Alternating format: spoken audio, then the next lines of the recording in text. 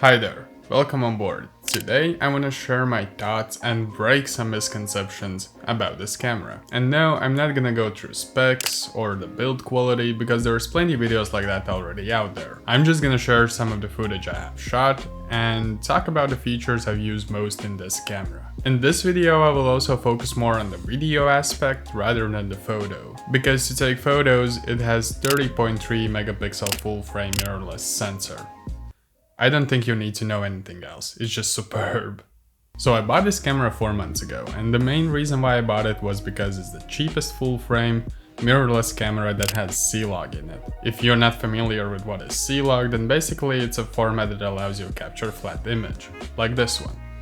And later in post you can do heavier color grades without losing the quality. This one was huge for me because I have developed a certain look or style that I shoot in, and with having a C-Log, it's just easier to achieve it. But to be honest, it actually took me a while to understand the C-Log in EOS. At first when I tried it out, I had huge noise in the shadows when shooting indoors, and I couldn't understand why. I shot at 400 to 600 ISO, which for a camera like this shouldn't make any noise. When I looked up on the internet what was the issue, everybody kept telling that you need to properly expose your shots. And I was like, the f you mean properly expose my shots? I am exposing my shots properly, but the noise is there. Turns out that you need to overexpose it, which seemed super weird. So basically, more ISO means less noise, which is vice versa of everything we've been taught about cameras. Like now, I'm shooting at 1250 ISO and you don't see any noise. If I would shoot this at 400 ISO, the noise will be all over the place. Let me show you. Alright, now we are at 400 ISO and you can probably see some noise around here, maybe on my shirt, maybe somewhere else, I don't know. I will also only see this footage when I'm gonna be editing it. Alright, I'm gonna bring back the ISO. But yeah, it just seemed weird that the solution to reduce the noise is by increasing the ISO. Okay, let's move forward. By no means this camera ain't perfect.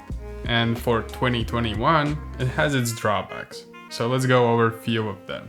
It has 4K crop, which ruins all the fun of having a full frame camera. But does it bother me? Not at all.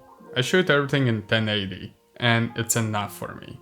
If anything, I even prefer to shoot in 1080 because that means smaller file sizes and faster workflow. And to be honest, how many people actually pay attention or could even tell a difference between the 4K and 1080p footage?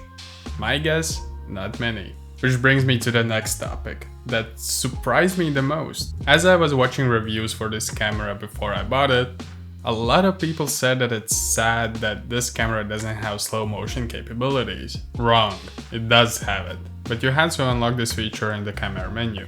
But there was also a lot of people that knew that this camera has 120 frames per second, but they refused to use it just because it's 720p. And again, would people watching your videos would realize it's 720p footage? I don't think so. At the end of the day, does it even matter? Haven't heard anybody saying, well, I'm not gonna watch that video because it's recorded in 720p. So I've been using this feature quite a lot. I just upscaled the slow motion clips to 1080 timeline, and to me, they both work together quite seamlessly. Plus, you get to record that footage on a full frame sensor in 8 or 10-bit C-Log. But as I said that I was struggling with the C-Log in the beginning, I even tried to shoot a few homemade commercials and I shot those in neutral profile picture. And quality wise, I think it still came out pretty great. At the end of the day, no matter how good your camera is, if your lighting or composition sucks, or if you don't use ND filters while shooting during the daytime, no camera is gonna make it look good. My advice would be to pay more attention to those details rather than spending bigger bucks on a camera that has better specs. I also do really enjoy the built-in time-lapse mode in this camera. Super easy to set up, instantly makes a video. What more do you need? And I want to also mention the durability. I took this camera to Amsterdam to shoot a video.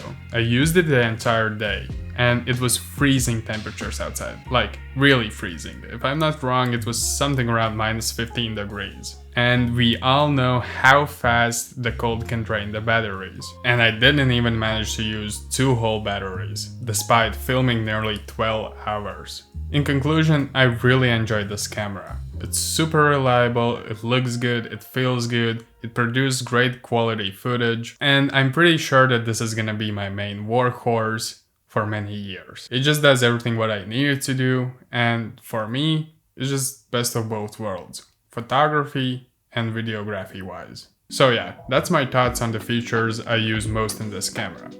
Let me know down in the comments if you have any questions, and I will see you in the next video. Oh wait, if you watched this video this far, could you please push the like button? It's somewhere down there. And the other one too, the subscribe one. Thank you. I appreciate it. See you in the next one. Bye.